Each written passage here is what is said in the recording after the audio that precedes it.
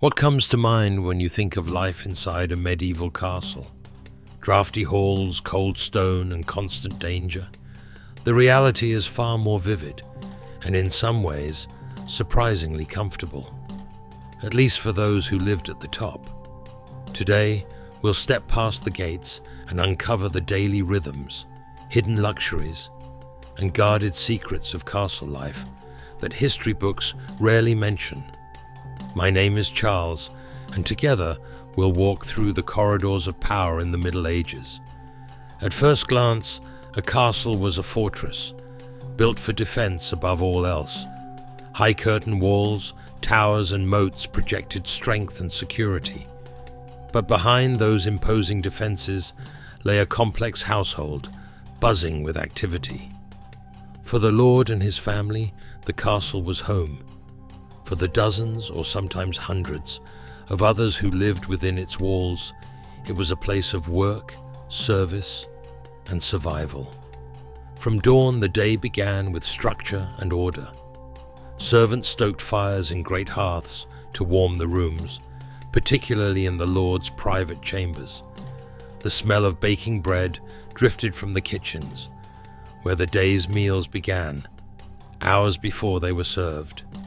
In many great halls, tapestries lined the walls, not just as decoration, but to trap heat and keep out drafts. These colorful, intricate works often told stories of family lineage or legendary battles, adding beauty and status to the otherwise cold stone. But castle life wasn't all comfort, even for nobility. Sanitation was basic at best. While some castles had surprisingly advanced guardrobes, medieval toilets built into the walls, servants still had the unpleasant job of cleaning waste channels. Fresh water might come from a well in the courtyard, but in some castles, rainwater cisterns supplemented supply.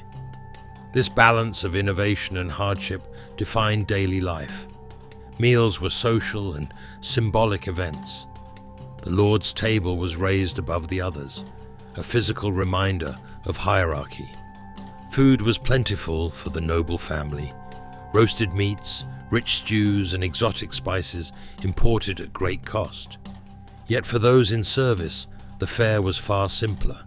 Coarse bread, pottage, and maybe a bit of meat on special occasions.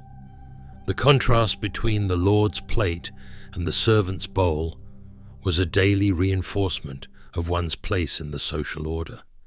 Security never faded into the background. Even in times of peace, guards patrolled walls, gates were locked at night, and watchmen scanned the horizon. The castle's layout was a defensive machine. Spiral staircases twisted to favor right-handed defenders. Murder holes above gateways allowed boiling water or stones to be dropped on attackers. And drawbridges could be raised in moments. Every feature served a purpose. What many don't realize is that castles also served as centers of administration. Within those walls, scribes recorded rents, legal disputes were settled in the lord's presence, and messengers carried orders of surrounding lands. In many ways, the castle was a miniature seat of government, where power was exercised daily through both steel and parchment. Yet perhaps the most fascinating parts of a castle were those few outsiders ever saw. Hidden chambers, narrow passageways built into the walls, and secret staircases known only to the family and most trusted servants. These features could serve as escape routes during siege, or as discreet ways to move between rooms without crossing the busy Great Hall. The truth behind some of these hidden spaces is even more intriguing. Some secret passages led directly to the lord's private chambers, allowing for swift retreats or confidential meetings. Others connected to the chapel, enabling the family to attend mass without mingling with the household.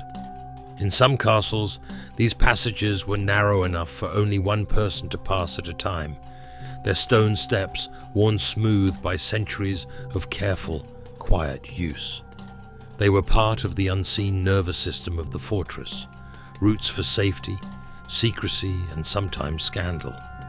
Entertainment inside a medieval castle was as much about displaying wealth and influence as it was about leisure.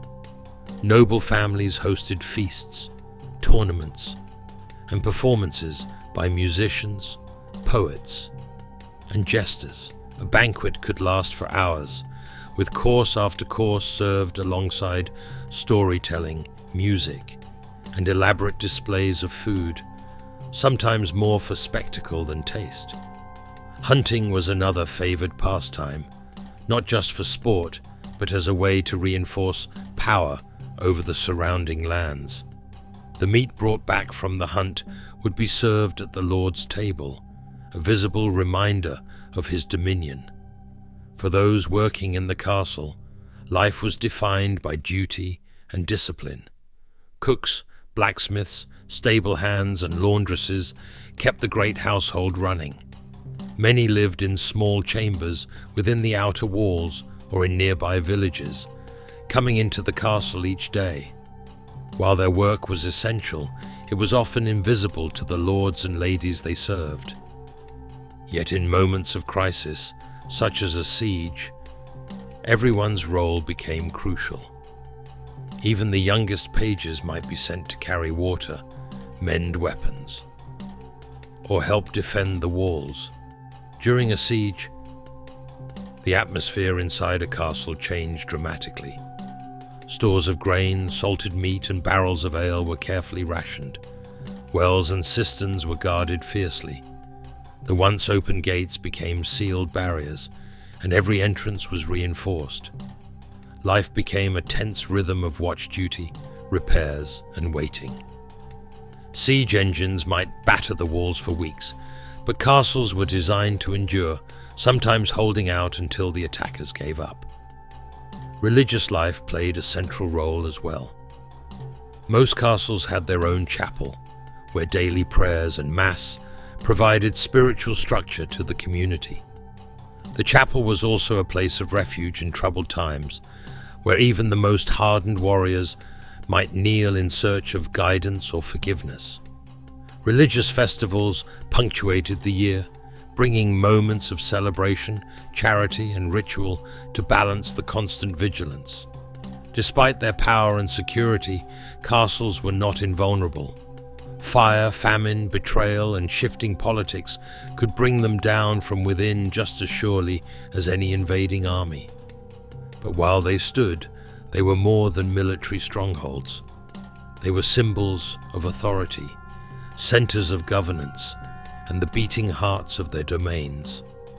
So, when we imagine a medieval castle, we should picture not just cold stone and armed guards, but a living, breathing community, one of comfort and hardship, splendor and secrecy.